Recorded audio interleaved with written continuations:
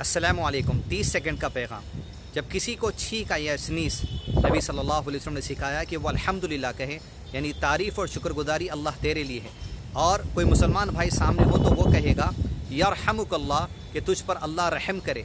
और छींकने वाला फिर उसे कहेगा यहदीकुमुल्लाहु व युस्लिहु बालकुम, अल्लाह तुम्हें हिदायत दे और तुम्हारे सारे मामलात को दुरुस्त कर दे।